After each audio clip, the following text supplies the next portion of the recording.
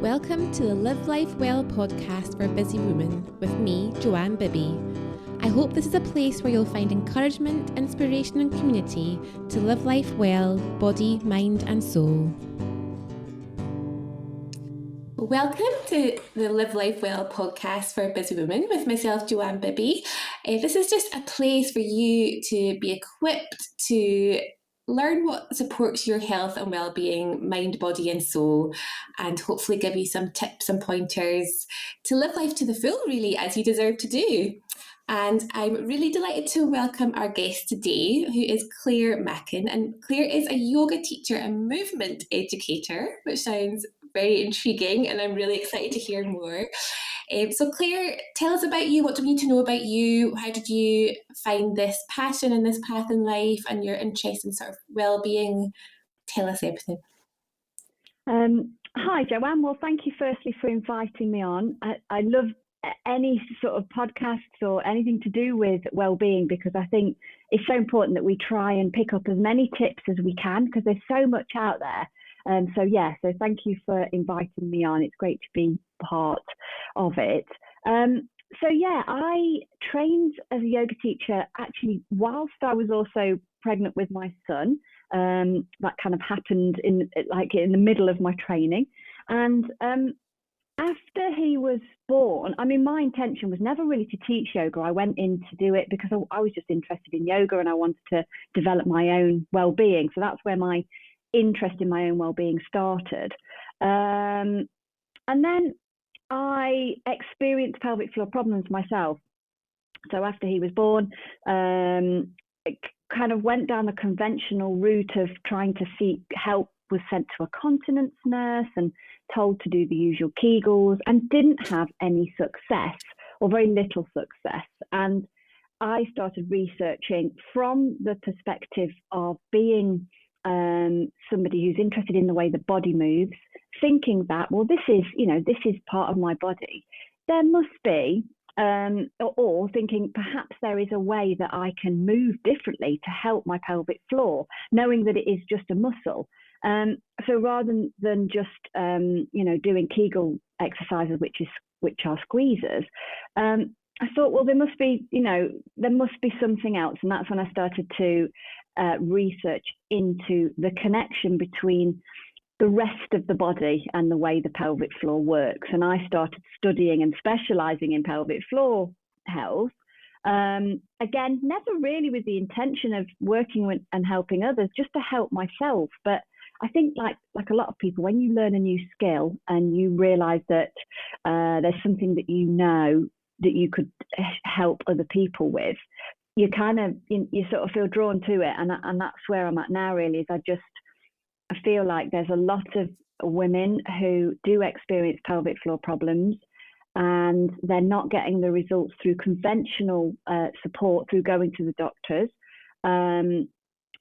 because many of the factors affecting their pelvic floor could actually be things like stress management, or suffering with stress and not finding time to relax, and anxiety causes the pelvic floor muscle to actually be very tense.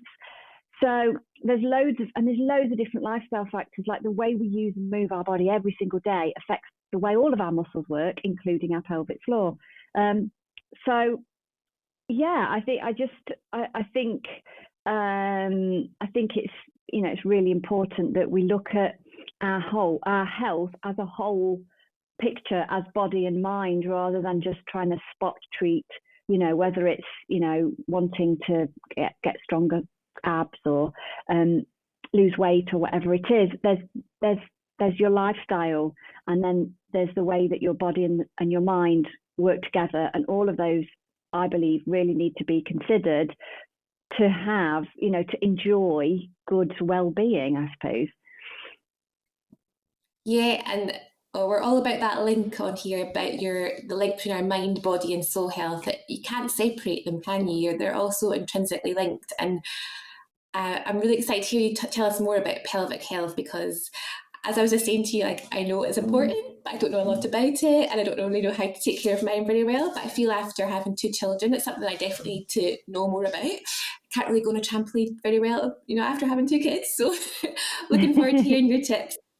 But first of all, there's something I like to ask all my guests, and you've sort of touched on it already, like that importance of taking care of ourselves and looking after our mind, body, and soul health.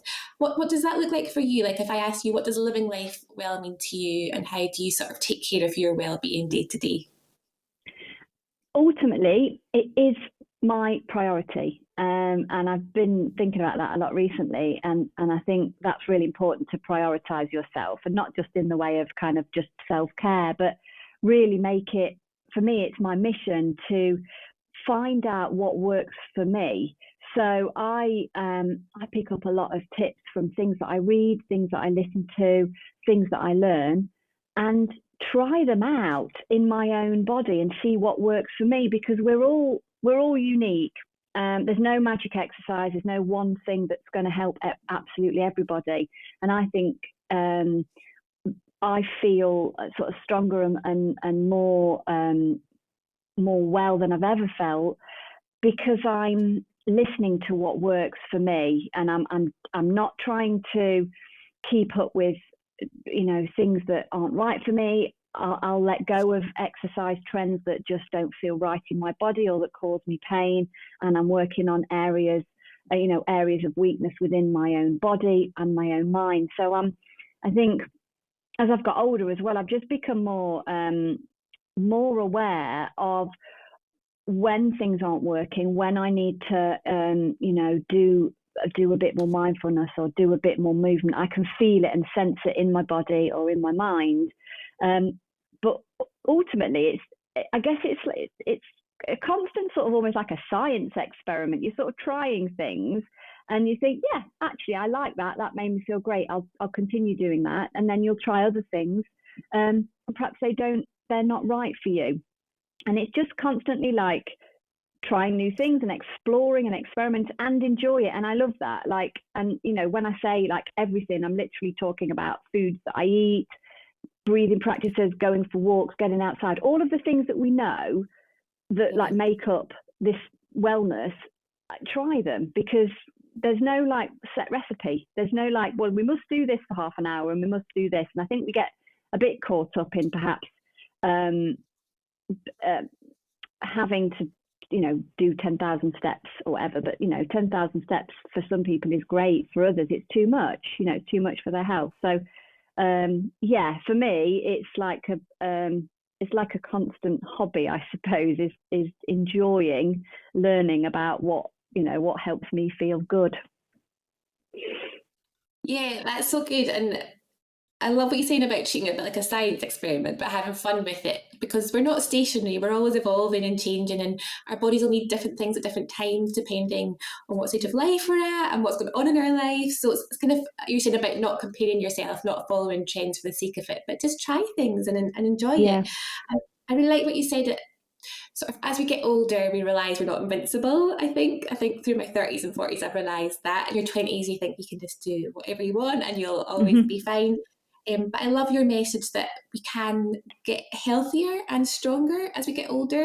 We don't have to sort of give in to the aging process. We can embrace it, and as we find what works for us, we can keep on being fit and healthy. And I think that's a great message. Like, we might need to give it a bit more focus, give ourselves a bit more love and attention, but there's a lot of hope that as we give ourselves that love and attention, we can be fit and well into our middle and old age, really, can't we? Definitely. And I actually think as we get older, we probably need to try a little bit harder, not because we're getting older, but because it's too easy for other things to take over. So the likelihood is that, I'm 44, so if you're sort of in your mid 40s and beyond, the likelihood is that you've got older parents, perhaps, if you're lucky enough to have them around still. You've got children maybe to take care of. You've got perhaps a work life as well, and it would be easier and understandable to not prioritize your well-being. And I'm seeing that a lot with women in their 40s and 50s, or who have got to that age and then thought, oh, I'm not as fit and strong as I was when I was in my 30s. When did that disappear?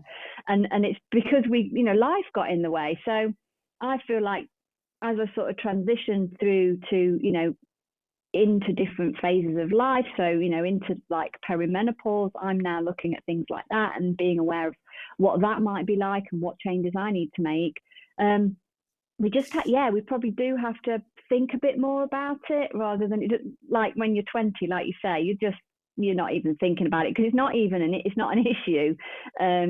But yeah, so yeah. But do think about it. That's our advice. If you're in your 20s, listen, like Yes. do start, Do start think early. about it, because imagine how, if you could go back and imagine how different life could be, or you wouldn't have to, you could embed some really strong habits then and not be playing catch up now, I suppose. And that's the thing. I work with women who, particularly women who have had children, who haven't prioritized themselves. It's not their fault. They've put their children first, and that's what parenthood and motherhood can often mean.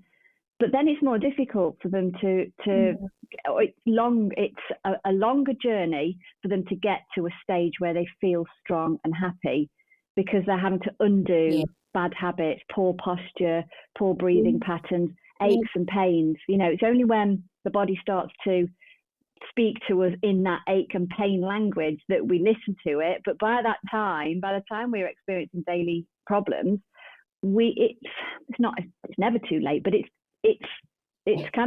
urgent then. It's urgent, isn't it? We have to then do something about it, or we accept it and give into it. But I just don't think we should do that. I think I think there's a lot of free things out there as well. And I think that's what's great about this current, this age that we're living in. There are so many different podcasts. There are books you could read, and there's inexpensive ways to explore it. So it shouldn't be a barrier. I think it's just being open to it. Yeah, there's so many great resources. It can almost be overwhelming, can't it? Which is why it's great to have people like you on that are kind of experts in your field that we can get solid advice from, and in a way we can implement. And I really hope, and I'm sure that's what we'll get today. But I totally hear what you're saying. Like it's more difficult to prioritize our well-being as we get older because there's so many demands on us. But that's why it's so important to prioritize it, because there's so many demands on us. So we need to be fit and well for our own sake first, to be able to enjoy life and do all the things we want to do, but also because we want to be there for the people that rely on us as well. But that's great. That's some really great points you brought up and a really good way of looking at it. So pelvic health, let's get into it. So maybe if you're listening and if you're like me, you don't know a lot about pelvic health, just give us the lowdown. Like, what is pelvic health? What does that look like? What parts of our body, what muscles, bones are we talking about? Yeah, so I focus on the pelvic floor muscles that support the organs within the pelvis. The way the pelvic floor muscles work is that they do two things. So they relax and they contract. And it's the contracting movement that stops, leaks and wheeze and things like that escaping. And then it's the relaxing that allows us to go to the toilet. So they need, and it's because it's a muscle like any of the other muscles in our body. And I think it's important to normalize it, because there's a lot of taboos around talking about pelvic health. It needs to be able to relax, and it needs to be able to contract. And there's lots of different factors that all add up to a healthy pelvic floor. So for example, keeping active, so not sitting down for long periods of time, the position of your pelvis and how you stand and how you sit is really important. So making sure that it's in a kind of neutral position where the pelvic floor muscles can kind of sit freely, horizontally kind of in the body, but also that the pelvis itself is mobile, so that we're not getting stiffness around the hips, so that it can work as and when you need it to. because it's part of the core, so it forms the lower part of the core function. And we all know that the front, where our tummy is, that's the front of the core. But then we've got our sides, our oblique muscles, and then the back is also part of that. But another element of that is our diaphragm, which is the very top of the core. So if you imagine that your core is like a little sort of pressurized system, and within that system there is a set amount of air, what we need to do is manage that air, that sort of, there's not actual literal air, but that sort of, it's like a balloon. There's a set amount of sort of space there. To manage that, we need to make sure that the breathing, for example, is right. So if we're not breathing well, sometimes we can put pressure down onto the pelvic floor muscles. So if we're not managing this pressure system, that's when we sometimes experience things like that heavy feeling, or we get a prolapse feeling in the pelvic floor. That can also cause leaking. So getting the breath working and making sure that the ribs are expanding and there's not tightness in the chest is another kind of vital part of that. And actually, I think there's some myths around pelvic floor health as well, because the main, it is changing actually. There's been some recent sort of new changes to advice coming out soon. But generally, if you go and see a nurse or a GP, they'll tell you to do the squeeze exercise, the kegel exercises. And that can work, but what that does is just strengthen the muscle. So you're just lifting it.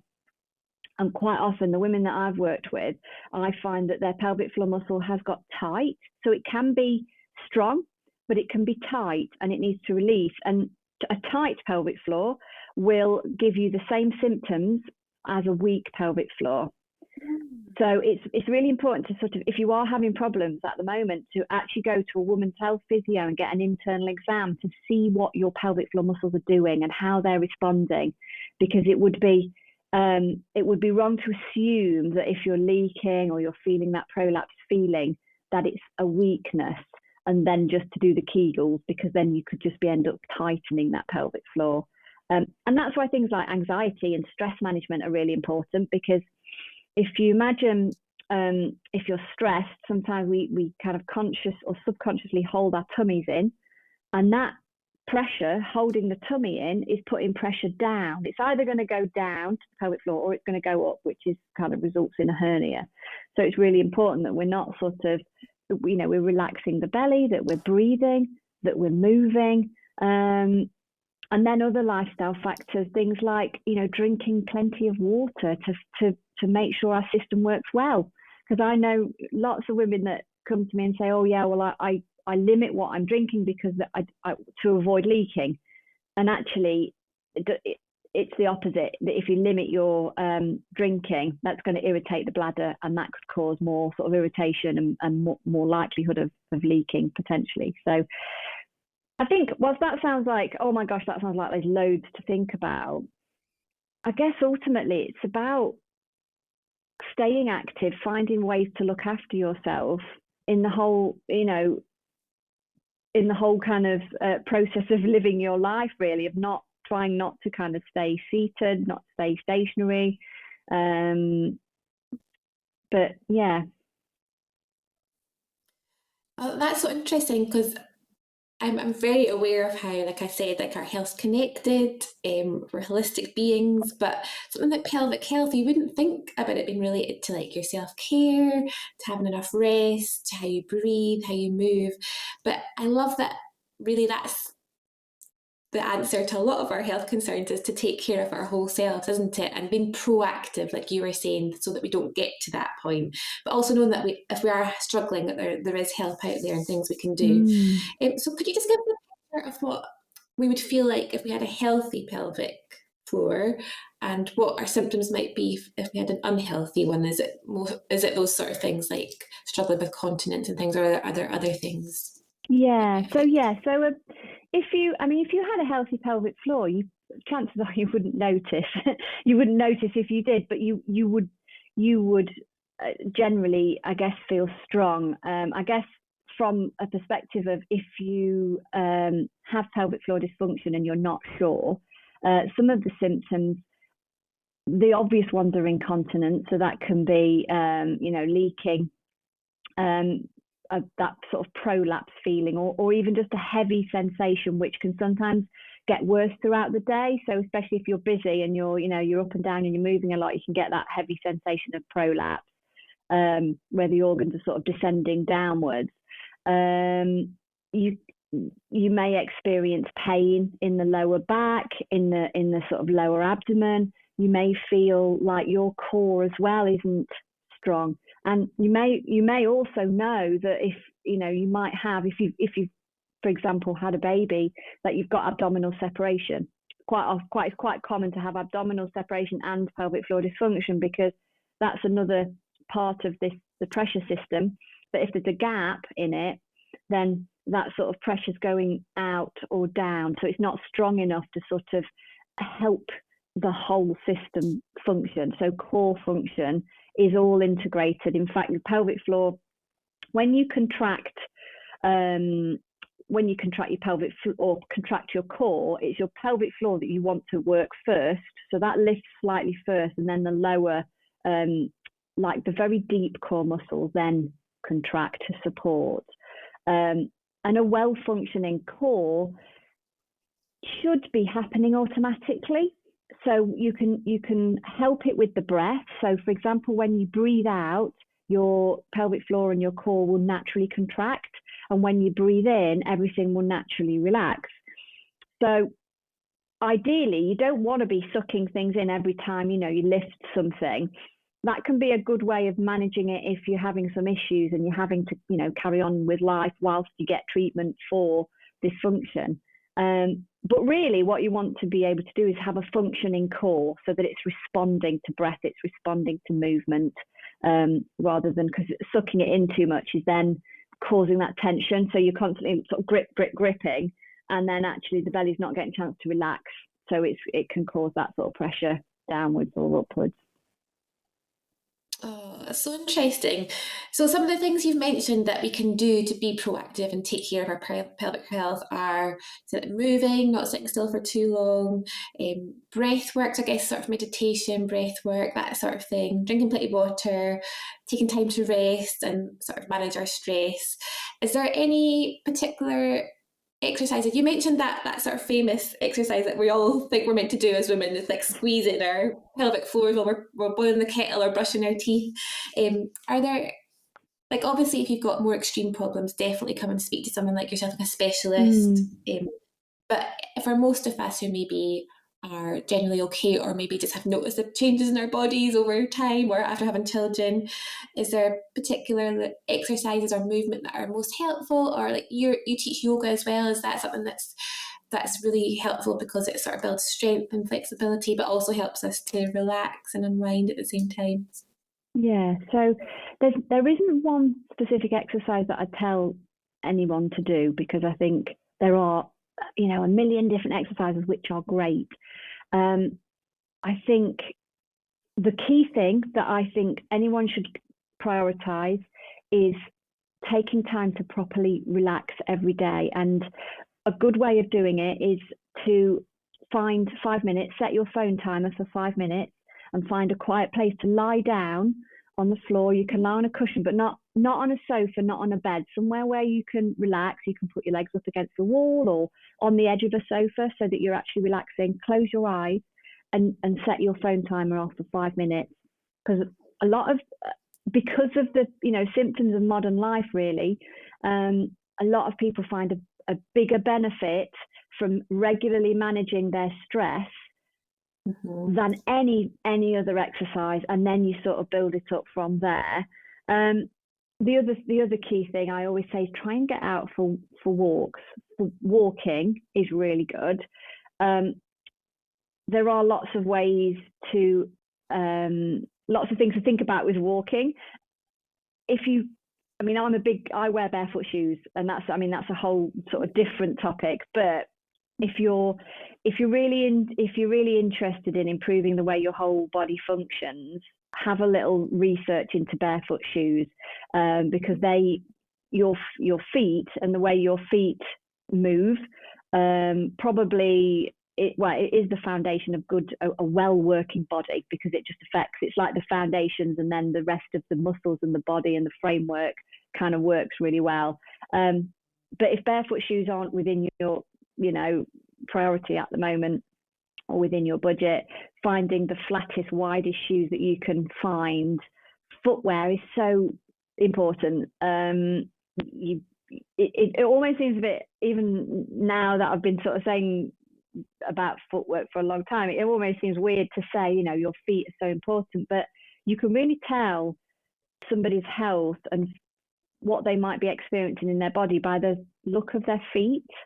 So if people have got misshapen feet because they've been wearing shoes that are pointy or bad, not great for their feet, they're fashion shoes rather than feet shaped shoes, it really impacts up the chain, because it's going to impact on your knee, because it's going to affect the position of your knee, and then the muscles around the knee can't respond as it should do, and then your muscles like your glutes and things like that. So foot health is something I definitely say we should all prioritize, because most people that are walking around are generally wearing terrible shoes, dare I say. I've got to be bold and say, wearing bad shoes that are bad. And I'm not talking just about high heel shoes or pointy shoes, like shoes with big heels on.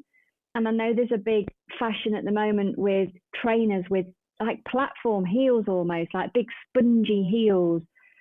And if you think about what that's doing, if that's your foot that's meant to be flat on the floor, it's lifting it up like that, so it's always in this position, and then the rest of your body has to adapt and shorten or lengthen or change. So you're constantly, it's like you're constantly walking downhill, and that if you're walking downhill, your thigh muscles have to grip, and that grips around your knee, and then that becomes a permanent sort of habit. So there's kind of a lot, but definitely, think about getting out walking if you're not walking at the moment, or trying to increase your walking on different terrains, uphill, downhill, on uneven grounds, and stress management. I think everyone can benefit from stress management. Oh my word. Well, don't we need it more than ever? Yeah. But I find that really encouraging what you said, because actually that doesn't feel too difficult to me to do those two things. And to be honest, I didn't think when I asked you about pelvic health you'd tell me about what shoes to wear, but I find that fascinating, the link between the two, and it does make sense, because we are so linked, like our bodies are so linked, everything affects the others. So I think we can find 5 minutes a day to relax and rest, and I can imagine the multifold benefits of that, just taking 5 minutes out, which is not easy, but it's it's doable, isn't it, to take 5 minutes? All 5 minutes. It's not like taking an hour out or half an hour. We can do 5 minutes, and walking's great because it's an exercise that most people can do. It's not high impact or scary. It's cheap, it's free, we can fit it into our days. So I find that really encouraging, that if I focus on those two habits, that I would then improve not only my pelvic health, I'd also improve my mental health and my physical health. So I love what you said about taking a few minutes a day to slow down, rest, but also be active and walking. So I think we can do that. Yeah, definitely.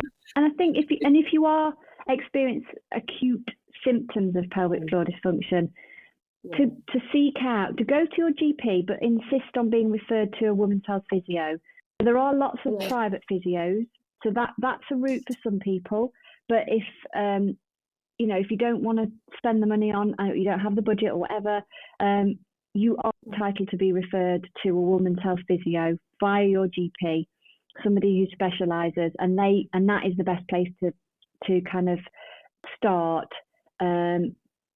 Because like I said at the beginning, really just get an understanding of what's happening in your body is your best asset. That's really going to help you. And then there's probably lots of things you can do yourself. But if you, for example, if you go and they say, oh yeah, it's tight, it's strong enough, but it needs releasing, then you can think, well, great, okay, I can try and relax. I can do some exercises to stretch it out and things like that, and seek out, other ways to do it. But really go and see somebody, because life is too short. It's cheesy to say, but life's too short to have these problems, because we don't need to. They're not terminal. They're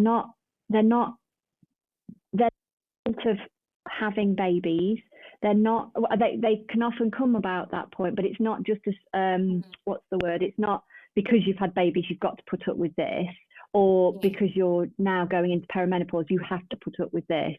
It doesn't have to be that way. You can actually get help, and that's one of my big messages really, is to empower women to actually get help, because otherwise what happens is we shrink away, don't we? And we stop putting ourselves out there. We stop showing up. We stop enjoying things, and we stop, being the person we were when we were 20, because we're worried about where the toilet is or leaking, or and all of that. And we shouldn't do that. We're too important to just shrink away with all of these problems, these burdens. Let's get some help. Yes, that's a great message, and hopefully a really hopeful and inspiring message to people that might be struggling with this issue or anything else, to think that there is hope, there is help out there. And sometimes, and quite often as women, we have to advocate for ourselves, especially with our GPs, with the NHS, and to look into your options, like you said. Like, sometimes if you can afford it, it's better to look at what options there are, because I think, especially with the way the NHS is at the moment, sometimes we're going to have to wait a long time or not necessarily get the best care. So it's really worth exploring your options, isn't it, and finding out what help is there. But to also know what to ask for, like you're saying, to ask for a women's health specialist. That's really good to know what to ask for when you go, and that's brilliant, and a great message to just keep fighting for what you need to be able to live life to the full. I think is really important to hear, that you're worth that, you're worth taking care of, and you're worth feeling as good as you can. So that's a great message to take away with us today. So Claire, how do you work with women and support them with these things? Like, tell us how we can stay in touch with you and where to find you, but also how you work with and support women. So I work one-to-one. I offer one-to-one packages, because I really find that helps, and I like to work deeply and delve into specific issues and create personalised programs. So I have a website, so you can find me at claremakin.co.uk. Yeah, .co.uk. So you can find me there, and I'm on Instagram at clare.makin. Ultimately, that's the way I like to. I enjoy a one-to-one practice, and enjoy looking at, because quite often I have like mental barriers as well. It's not just I'll give you these exercises and that'll be it. I really like to work on, how can we embed a new set of exercises or practices into your day, because most people are very busy. So when you work with me, I kind of, we look at linking habits together and creating small changes over a period of time, rather than let's just work for an hour and do everything all in one go. We work and, create something that's going to work. Yeah, that sounds great. And it's just good to have that support and accountability sometimes. Like you say, sometimes you know what to do, you know what exercise to do, but there might be things that are holding you back from doing them. I work quite similarly with my clients, and we're looking at nutrition. I think as women, it's often a lot to do with our mindsets and what else is going on in our life, like limiting beliefs we've carried with us and things. So I think being able to work with someone one-to-one that really has your back and wants to cheer you on is really powerful. So that's great. We've heard where we can find you and stay in touch, and I would recommend following Clare for lots of tips and advice, and definitely speaking to her if any of these things are an issue for you, and getting some personalised and tailored support for that. But I find this really interesting, and I'm sure if you're listening you have too, and you've got some really great tips and some really doable actions to take away from today. Before we finish, Clare, I'd just love to hear, for fun, if it was your last meal on earth, what would you choose to have for it? Oh gosh. Do you know what? I think I'd probably have pizza. Just really boring, just pizza with loads of toppings on, loads of like roasted things. Yeah, just pizza, because normally when I eat pizza it just makes me feel really full and bloated, so I tend to avoid it. But it's my last meal, who cares? Absolutely. And a coffee probably. Yeah, it's a good one. Yeah, because you always feel a little bit guilty after you have pizza, don't you? So you could just have it guilt-free and just enjoy it. Yeah, it's too easy to eat too much. That's the problem, isn't it? It's too tasty. So yeah, I just eat the whole thing and just think, yeah, cool. I'm done. And it got everything, hasn't it? It's got the carbs and the cheese and it's good. It's a good It's almost choice. a full meal, isn't it? You could convince yourself it's probably nutritionally complete. Balanced diet. Maybe not for every day though, but for your last meal is fine. Yeah. Oh, okay, it's been so good to chat to you today. Thank you so much for your time and sharing your knowledge with us. It's been really, really fascinating. So thank you so much. Oh, you're very welcome. Thank you. Thank you so much for listening today. I really hope you've had some inspiration to look after yourself, body, mind, and soul, and feel as well as you deserve to do. Please remember to subscribe and share this podcast if it's been helpful for you. And I'll see you again soon with another episode and some more amazing guests. Take care.